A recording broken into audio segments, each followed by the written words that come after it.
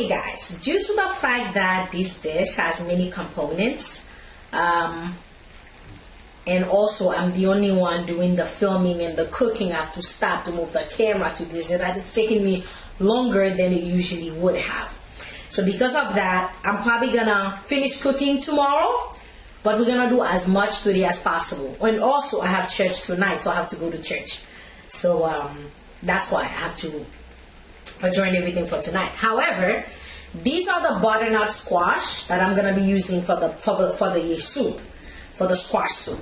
I bought two because I love butternut squash, and I can use them for other dishes.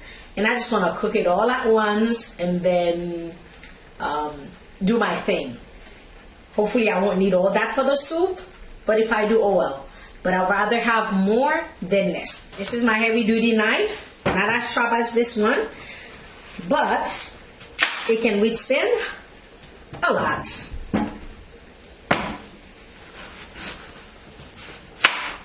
Okay.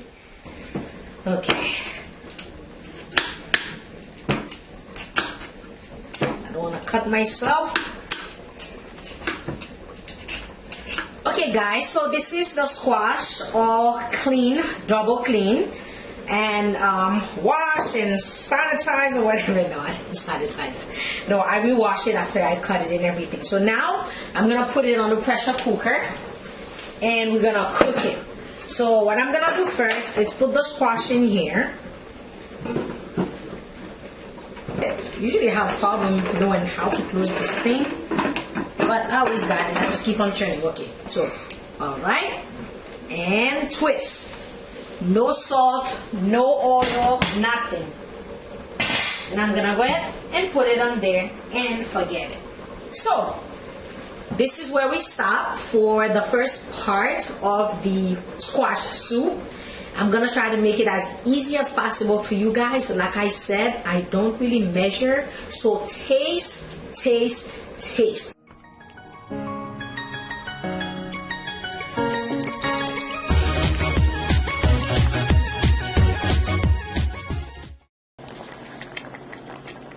I can tell you by the look of this, it's not gonna be as creamy as I would like it to be, even after I blend it or mash it. So I purchased some buttercup squash. Let me show you what buttercup squash look like. And these are buttercup squash. Supposedly they're creamier and have a better color than the other one, so I'm gonna be using these.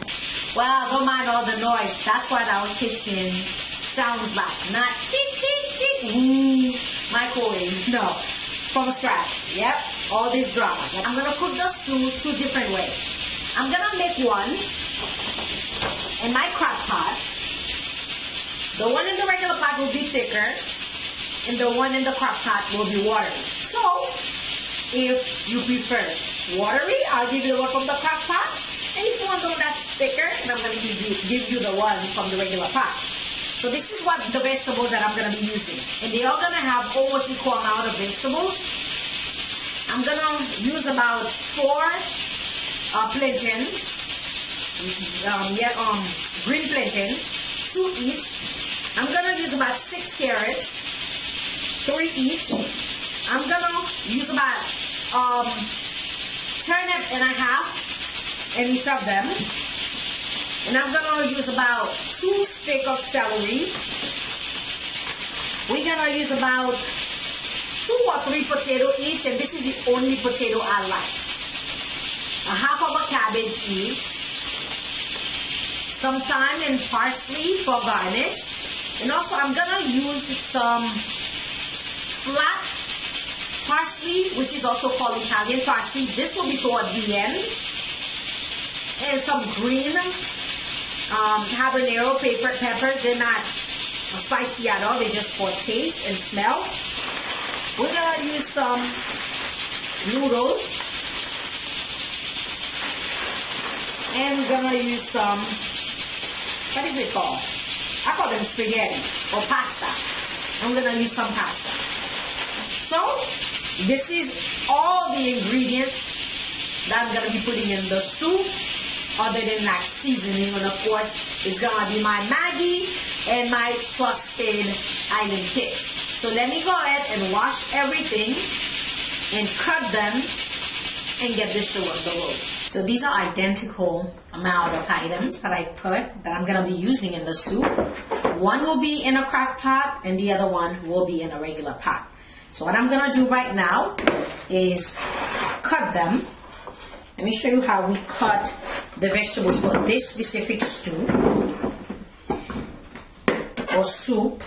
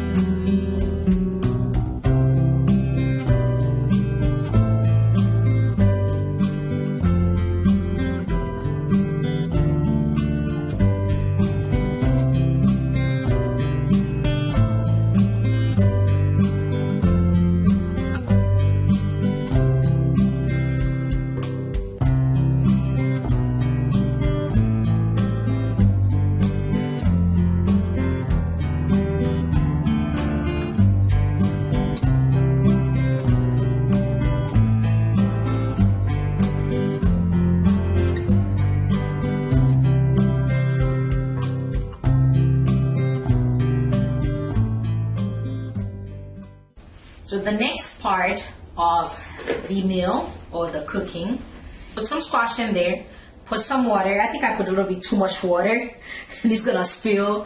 You know what, I will clean it. Due to the fact that it's not that hot, so I'm hoping it doesn't really spill over, but it's not the end of the world. So you will see on the side I have a bowl with a strainer in it. Now the purpose of the strainer is to catch anything that I don't want to be in the soup. For example, to save you time, you could have just boiled the squashes with the skin. After you blend it, you could have strained it and removed the green part of it. Me personally, it doesn't take me that long to really remove the skin. I remove the skin because I'm sure that probably would have changed the taste as well, give it a little bit greener taste. So I removed it. So you could have boiled it with the skin. So you're gonna pick the puree option. I believe on mine, it's the third one. So let me cover this so I know it's gonna be splashing. Oh my God! So let me pulse it first. So that's what I usually do. You pulse it first because I don't like the soup, and then all right. So I'll give you this nice thick paste. So then I strain it.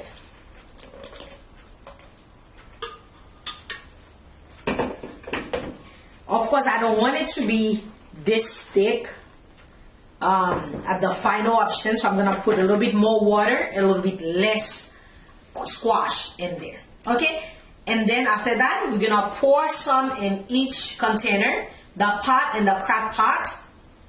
Then we're gonna let it boil. Of course, the one from the pot will be cooked fast, will be cooked a little bit faster because the crock pot is a slow cooker. So it's probably gonna take about 6 hours, 4 to 6 hours to really do whatever it needs to do. But in the meantime, we'll be done in this one. Okay, so let me finish blending and then we'll come back and show you more. Okay guys, so I've already put the pumpkin puree in here. I'm gonna put a couple of tablespoons of oil in there. As you can tell, I have not put any, let me see, any salt in my food.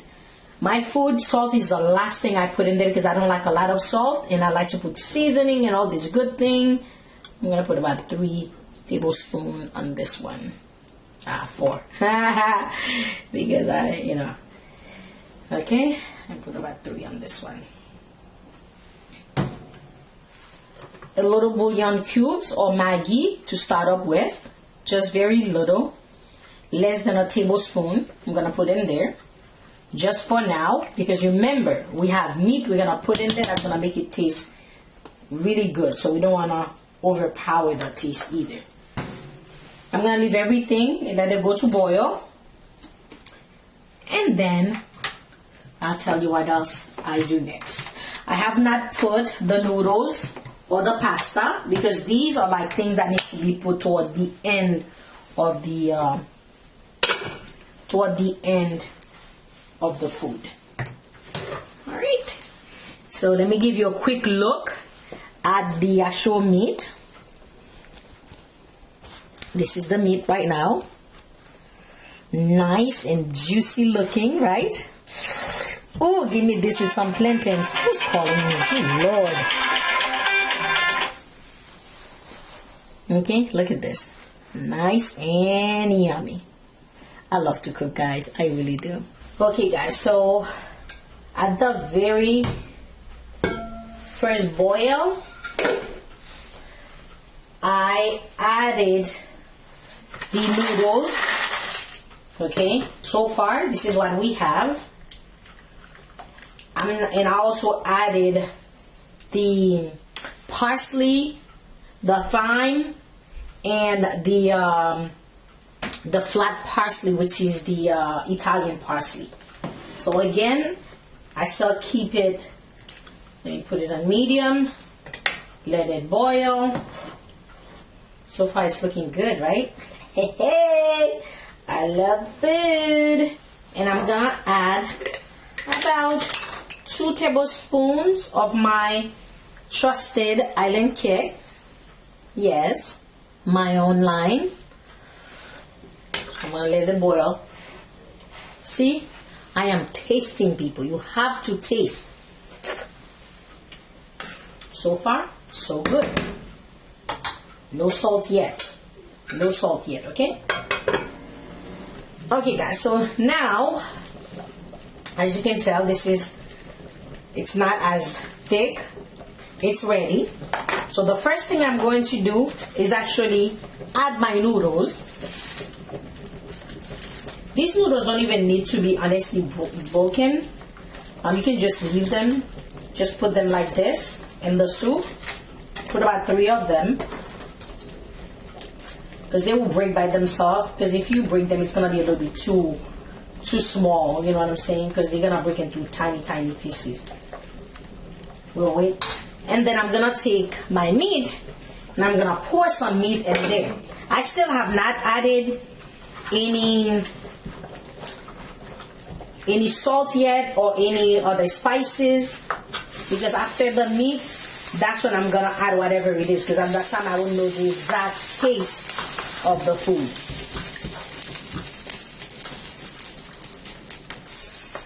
Oh guys, this is a lot. I'm gonna have my other pot is bigger. I'm probably gonna need 2 switch pot.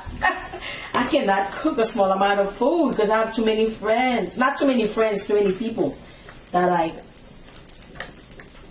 give food to. Okay, let me change pot because it's a little bit too much for me. Okay guys, even though it still fill up this, but I feel like the wide mouth gives me more flexibility. So I'm gonna continue adding some meat and some of the little stew. I think that's a problem that I have. I don't know how to make just a little bit of food when I'm cooking unless it's a 1 serving thing.